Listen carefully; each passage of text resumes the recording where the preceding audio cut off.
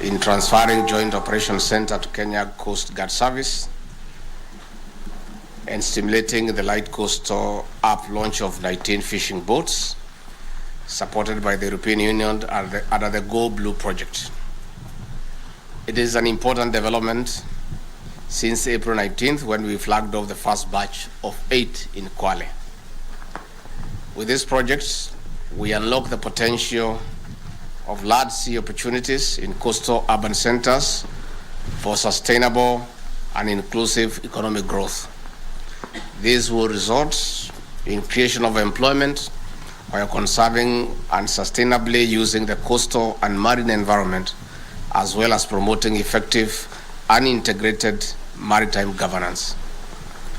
Your Excellencies, I take note that some of the key activities in the project, this project is undertaking are aimed at accelerating sustained, inclusive, and sustainable economic urban coastal growth. This is an important component in job creation, especially for the youth and women through skills and value chain development. This is by enhancing maritime governance through integrated and effective law enforcement. It will contribute to the regional and global security and create a favorable environment for economic development. Your Excellencies, the government appreciates these initiatives because they will also deepen the relationship between the coastal communities and maritime law enforcement actors. Further, we welcome the innovative security app, the Light Coastal app, Usalama Baharini, Kenya, developed by the Kenya Coast Guard Service in collaboration with Expertise France and Climario projects. It will ease the exchange of information and coordination at regional level. We are determined to ensure that the blue economy contributes to the realization of the bottom-up economic transformation agenda.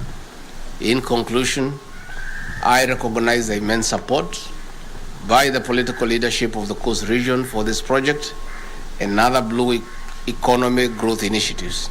It is our collective responsibility to ensure successful implementation. Your Excellencies, I want to take this opportunity to affirm and appreciate the 6 governors of the Coast region for their active participation in the implementation of projects within the blue economy sector. I also want to salute their leadership for accepting that though we may have come in through different political formations, elections are over, and this is a time to work and serve the people who elected us. Your Excellencies, President William Ruto and I have made a conscious decision to embrace devolution in totality and to work very closely with the county governments to realize faster economic growth. And I really want to say that here in the coastal region, we have very good working relationship with all the 6 county governments, and that to a great extent is responsible for the economic growth that is taking place in this region. So governors, once more, I want to assure you of the support of the President and I, and indeed the rest of the national government, to support devolution, to support your activities, so that we all work together because we serve the same people. Let me take this opportunity to applaud the European Union and all the ambassadors present and those who are not here for the great support you are according to our country and to our people. We don't take it for granted. These initiatives here at the coast and the rest of Kenya are improving lives. And I want to say that the blue economy space is very critical in our national development. As we struggle with mitigating the effects of climate change, the government and our partners must come up with other initiatives that are not subject to the effects of climate change, and hence creating a lot of time and effort on the blue economy sector. So I really want to thank our development partners and assure you of our cooperation. Any time will be available so that we can be able to make progress together. Governor Mombasa, I've heard you about the challenges that you have with the Ministry of Lands.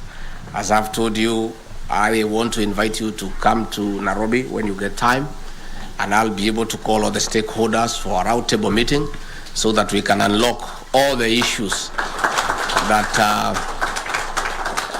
are slowing down your pace. We don't want to slow you down. In fact, we want to encourage you to keep up the pace of President William Ruto, which is a very fast pace. So it is my business on behalf of the President to make sure that nobody is slowed down.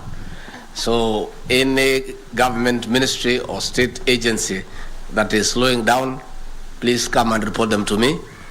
I'll call them, we'll have a sit down, and we'll agree that we need to let everybody move, because this country needs a fast move. It needs a fast pace, because we need to catch up with the many challenges that we have. So again, wangwana wa Pwani, tunashukuru sana kuwa hapa. Huyu mungwana Salim Mvurya ananikaza sana kuja hapa kila wakati. Ananisukuma na ni mzuri, si kwa ubaya. Pia mimi nafurahia kuwa hapa, tusukume gurudumu la maendeleo. Na ndio pia tujuane zaidi na tutengeneze urafiki.